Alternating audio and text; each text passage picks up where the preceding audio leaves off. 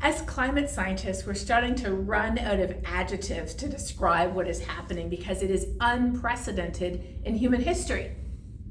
So global average temperature is ticking steadily up decade after decade at exactly the pace that we have predicted for over 50 years.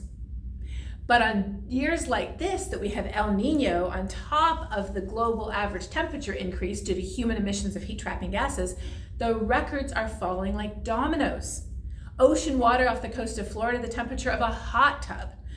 September temperatures so high that our colleague Zeke calls it bananas.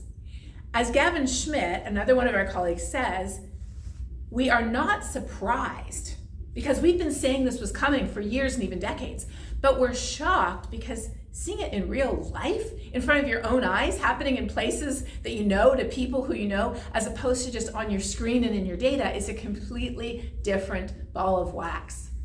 We also see too that a lot of our extreme events are happening more than we predicted. And here's the kind of funny thing is we expected that too, because we know that predicting rare and extreme events is very difficult. We know that we tend to underestimate what's happening at the tails of the distribution. And so we were already expecting that we would be underestimating what we're seeing today, which is the way that climate change is loading the weather dice against us, making our heat waves more severe, extending the heat wave season, causing wildfires to burn much more area, heavy rainfall and flooding is increasing, hurricanes, cyclones, and typhoons are stronger. All around us, we see what I call global weirding. Are faster than any changes that we've seen in human history. We also know that as far back as we can go in the paleoclimate history of the Earth, we have never seen this much carbon going into the atmosphere this quickly. The closest analog is 55 million years ago, and we estimate about 10% of the carbon was going into the atmosphere naturally back then that we're putting into the atmosphere today from digging up and burning coal and gas and oil, fossil fuels. For us today though, what we remember, what our brains remember is weather. So we can remember that crazy day when it was really hot or that ice storm or when the street flooded, but our brains are not built to remember climate. Climate is the long-term average of weather or weather statistics over at least 10 to 20 years. And I don't know about you, but I'm a scientist and I can't even add up the temperature on every day of the year for 20 years and then fit a trend line to it in my head. So we are constitutionally, our brains are constitutionally not wired to understand climate. But that's why it's so important when we talk about the changes we're seeing to talk about them in very concrete, present terms. This is what's happening now and here. This is what we expect to happen in the next 10 years. We could have cooler years and warmer years, but we're ticking steadily upward and our extremes are getting more frequent, more dangerous, and they're putting more of us at risk.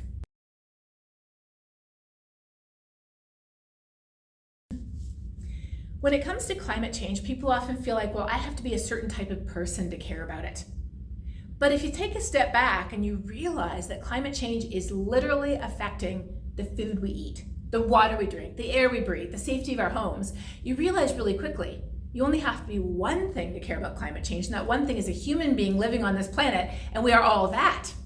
So if we begin our conversations with something that unites us, that we agree on, rather than something that divides us that we disagree on, those conversations can be much more positive. And when it comes to climate change, the sky's the limit. You can start a conversation on almost anything and relate it to how climate change is affecting that, how if you care about it, it makes you the perfect person to care about climate change and advocate for climate action. Now, why the focus on using our voice? It's because that is the only way that humans ever do anything together. The first step is communication. Sometimes it's verbal, sometimes it's written, sometimes it's just doing something and other people seeing us do it. All forms of communication are how we work together. But it's so simple, and we do it so often that we just take it for granted. And so when we talk about climate action, immediately we sort of jump right over and we're like, well, people should do this or do this or do that. Well, how do people become convinced of the need to do that? How do they learn how to do that? It's when we talk about it.